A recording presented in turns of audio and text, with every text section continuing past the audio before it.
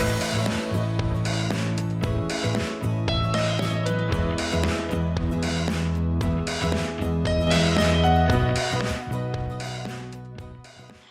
again, good afternoon and welcome to our DMACC Ask a Professional event.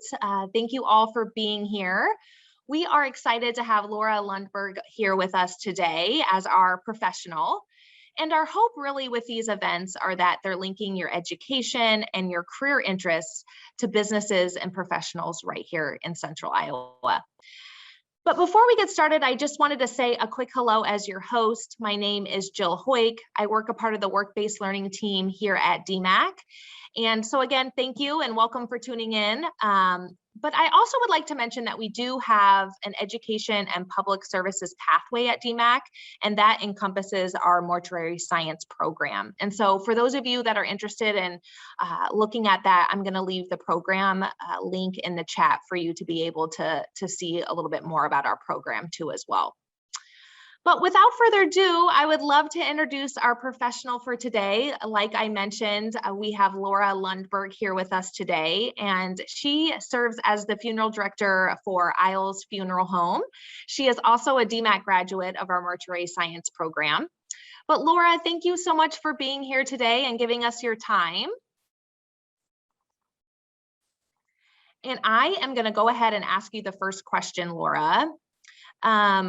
Can you kind of give us a little bit of background on your career path? I know you graduated from our mortuary science program in 2016, but can you kind of talk about what you were doing before then and then your transition as a funeral director? Oh, you might be on mute, maybe. There we go. I have unmuted myself. That's there we okay. go. So I actually graduated from Simpson College with a 4-year degree in theater arts.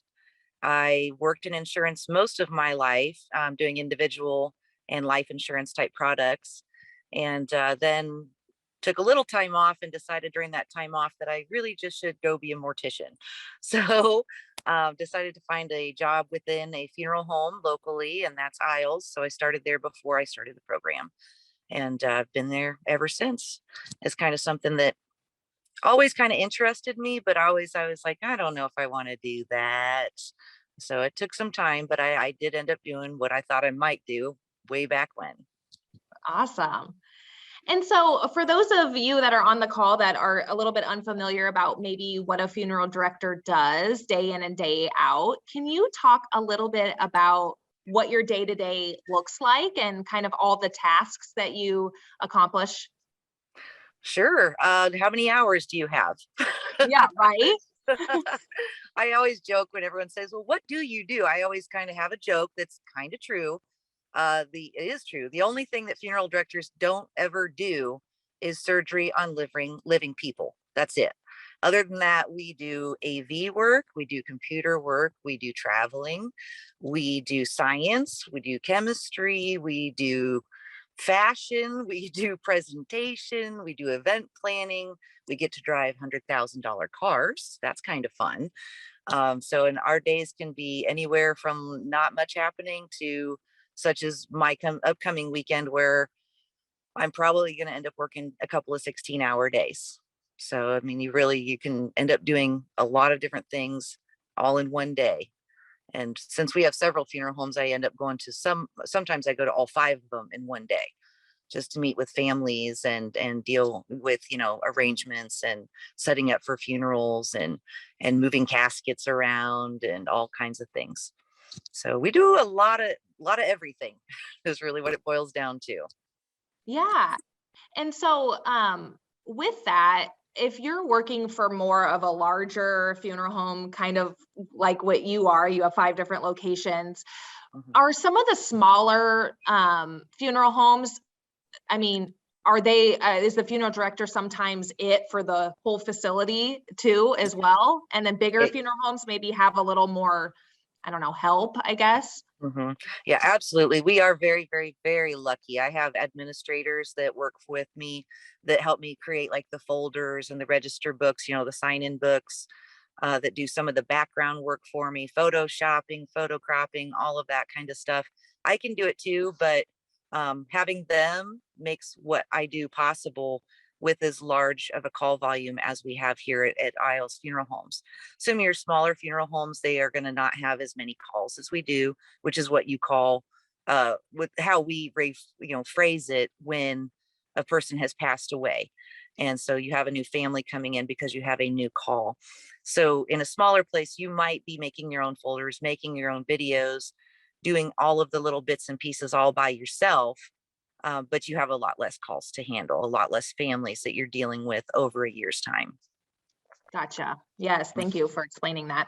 Mhm. I also want to encourage for those of you that are on the call live to ask her questions too as well. Of course, I have my list, and but we do encourage you, if you have any questions or are curious about anything, please ask Laura. That's why she's here. So.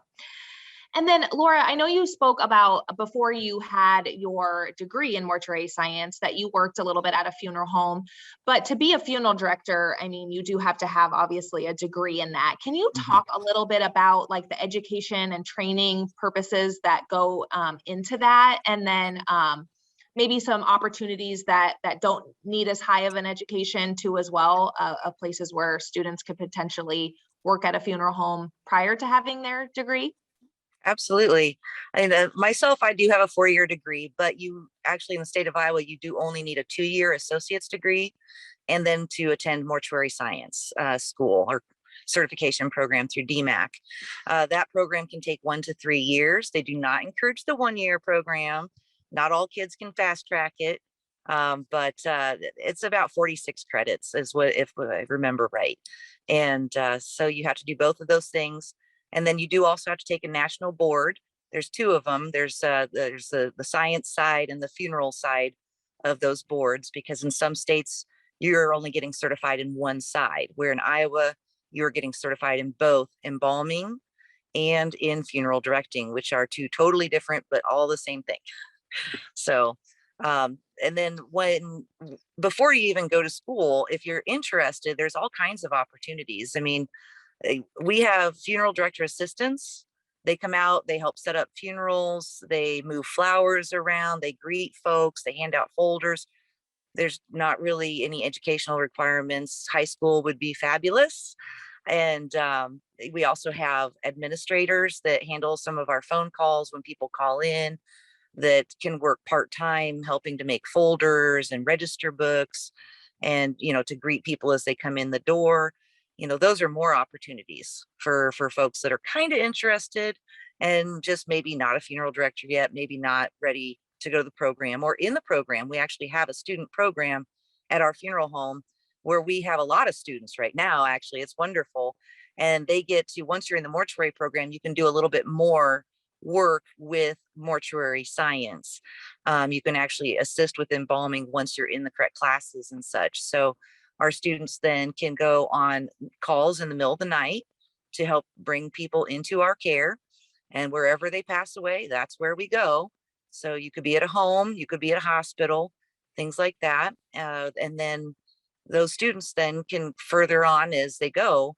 Some of them will then earn what is called the internship, because you do have to complete an internship after you've passed your national boards and law class or test. And so then you do 1 year of internship where you have to do so many funerals, so many embalmings, such and such. There's a whole list out there. Just ask Dr. Patterson for it. And once you've completed that 1 year internship, then as long as you've fulfilled all the requirements, then you are granted a funeral director's license in the state of Iowa, and you pay for that. And then you have to do continuing education for the rest of your career. Yes. Wow. Thank you. I Mhm, learned so much even with that too as well. Um, mhm. what would you say is your biggest win this far in your career? Wow, I've had a lot of big wins, honestly. I mean, some of the coolest funerals I've ever got to throw. I mean, that part to me is just really special. I love personalizing I just, all my lights went out. So sorry. I'm sitting in a car because all of our building is full of families doing arrangements. Sorry about that. Then the lights were gonna turn off on me. But anyway, where was I going? What was Your I saying? biggest I'm win. so sorry. Your My biggest biggest win. win. Sorry, that really threw me off. That's Um, okay. But anyway, so personalizing funeral services is super important to me, super important to me. Making the celebration of life just for that family. So I'd have to say probably my favorite biggest win was when I had a gal who loved disco. She loved disco, okay? And they loved to dance and she loved balloons. So we actually, I personally own a disco ball for some reason. And so I brought it into the funeral home and we hung it up on a twirler and had balloons all over the room for the celebration of life gathering. And the family walked in, and well, right before they walked in, I said, "Now I've done something. And if you don't like it, we'll change it. But from everything we've talked about, this might be right." And they walked in and their faces, they were just mom was there for them. And that moment was a big giant win for me, an absolute big giant win for me. It's the little things like that that are big giant wins. It's not winning the lottery, it's not winning awards, it's not being recognized professionally. It's those one-on-one family moments you have. And that's what makes this job awesome. Yeah. Wow. I have goosebumps. Thank you for sharing the story. That's awesome. So when we talk a little bit about your career and when we were talking before the event started, it does take a special person to be involved in this career. And so can you talk a little bit about, some traits that you think are necessary for those that are thinking of maybe coming into this career path? Oh, absolutely. I think number one, you have to have patience, patience for yourself and patience for others. That's really important. This is a time when a person is grieving and it could be sudden. Maybe they're not acting themselves, and you just have to deal with whatever their emotions are at that time, trying to get them to walk through this beginning stages of understanding that someone has passed away. So I think that that is really important. Integrity, ethics, morals, all of those are super important. You're handling someone's loved one. I mean, they might hand you a $50,000 bracelet and say, make sure this is on mom. They might hand you a Prada purse and say, put this in the casket with mom. But none of that stuff matters. It's mom. I'm dealing with their loved one. And so taking good care of them and understanding that even though a person is deceased and they're no longer living, they are still that person's loved one, and being able to handle them gently, to be able to do all the things the family needs you to do so that they can have those last moments with their parent or their loved one or their child even. That is that's so important. And to do that, not only do you have to have the patience, the integrity, and the ethics and the morals, you have to have a good heart and you have to have a good work ethic, because sometimes our weekends are full of work. We don't have a normal schedule. So you have to be open to that and open to serving your community. Yes, absolutely. And just kind of segued me into the next question, but when we talk about how many hours per week you work and that type of thing, and it sounds like it fluctuates, and sometimes it's evenings, obviously, and weekends. And another question on with you answering that, are you also like on call too, or how does that work when it comes to scheduling and all of that? Can you kind of discuss a little bit about that? Absolutely. So most funeral directors in most funeral homes will have call nights so that they're the number one person who's going to get called when there is a new passing. And then they would go out and bring the person into care. We have a big enough organization. We've actually split it into two teams. So even though I can do everything, and I would, should I need to go out and bring someone to care at 3 o'clock in the morning, generally speaking, I get to sleep at night. And I usually do just funerals. Although, again, I go over, and when I have littles and things, I like to dress them myself. I like to cosmetize them myself, things like that. But generally, I work usually 8 to 5. But then when I have a visitation, I have to go to the visitation, set up the visitation, stay at the visitation if it, outside of our areas, especially if there is a person's body present. And then you do end up with weekend work, because unfortunately you can't not just not have people pass away any day of the week, any day of the year. We work Christmas, we work Thanksgiving, we work all the days. Plus, you do have different cultures and ethnicities that don't follow some of those holidays. So it's very important to have someone available on staff all the time to call people and to be able to meet with the family if should they need to. Yeah. Wow, brought up a lot of good points there. Um, what would you say is one of the most challenging things about your career? I think a lot of us could have some assumptions, but what would you say is the most challenging? Probably the most challenging is really handling infant and child services. That I would say is actually the most challenging. I can go to continuing education, I can take tests, I can go listen to people talk. I love learning new things, so that part is great. But when I have, little people that I have to work with and deal with, their families and everything, that can sometimes hit you in the heart. So you really gotta understand that this is our work, this is our career, this is our joy. But you got to try not to bring it home. But you always do. You always take it home just a little bit. So your family, it's not just you being a funeral director, it's bringing it home to your family, and your family has to have an understanding too. So that is probably the biggest challenge, is separating yourself a little bit without losing that ability to connect with families and to feel like a normal human being, but to make sure it doesn't, get too far into your emotions sometimes. Yeah, absolutely. So is a part of what you do um a- with like the documentation side of things, like legal documents and stuff, like is there like training amongst all of those items as well? Oh yeah, definitely. So you learn how to file death certificates, create burial transit permits, and then I don't. We touched a little bit about it in school, but in the real world, shipping a decedent from America to, say, Mexico is a very big learning experience. You end up working with the Secretary of State, with the medical examiner's office, with consulates. Sometimes there's huge language barriers and such, and learning every country has its own rules. So that is definitely something that we have to deal with. Luckily, we don't do it every day. Maybe if we did, it'd be easier. But yeah, the paperwork side of things for legal documentation and such is can be difficult, but it's not the worst thing in the world. It's just another thing you got to take care of. Yeah. And then we had a question in the chat. What Mhm. would you say is the most challenging thing about the schooling to become a funeral director? Hmm. They give you a lot of tests. You have a lot of tests. I love school. I would go into school and just go to school all the time, get a degree every couple of years if I could, because I just really love school.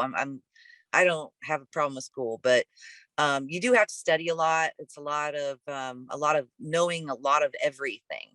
Because when I said that we do everything but surgical on living human beings, it's true. You're going to learn the properties of chemicals. You're going to learn the cultural differences and all the different things that come into funeral service. So it's just a lot of knowledge. So again, that's why they don't really prefer if people fast track it, because it is so much knowledge, and to retain all that and then to actually pass your national boards is not achievable for quite a few people. It is achievable. I did it, but it's not achievable for everyone. So it's just so much knowledge and a lot of knowledge that you can't just go to school and be done. You have to go home and learn. But working in a funeral home while you're in school is actually a great idea, because then you get hands on and it helps you retain a lot of the knowledge. Yeah, that's great. Okay, another great question in the chat here. You mentioned you did have a 4-year degree. Was that Mhm. referring to your theater arts degree, or did you continue on a 4-year degree in mortuary science?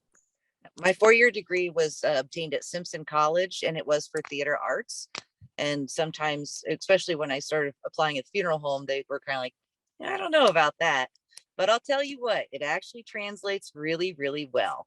So yes, theater arts does a lot of event planning, and so is what we do here. Yeah, that's great.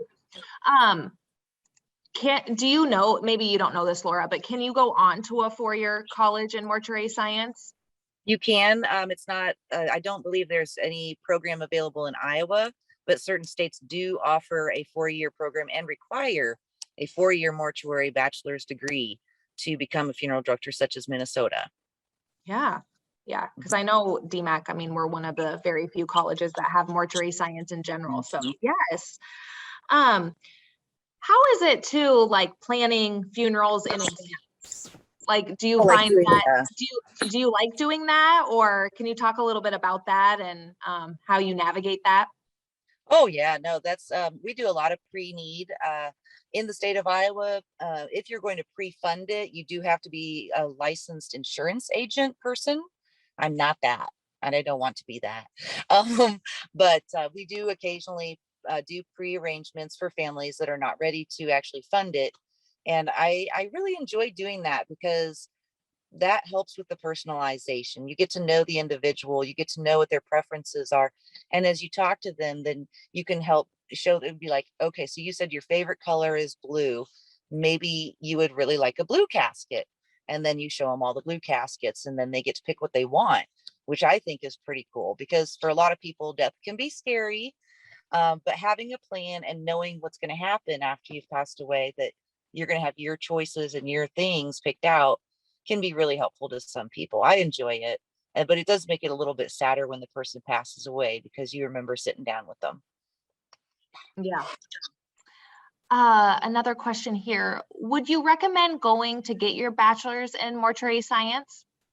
You know, I don't know. I don't know much about that program up in Minnesota. I work with a gal who, that's where she started, was in Minnesota, and she does a great job, just like the people that I work with that did the associates. And they would have, I think they would have Warsham and others before DMACC a long time ago, but they do just as great as she does.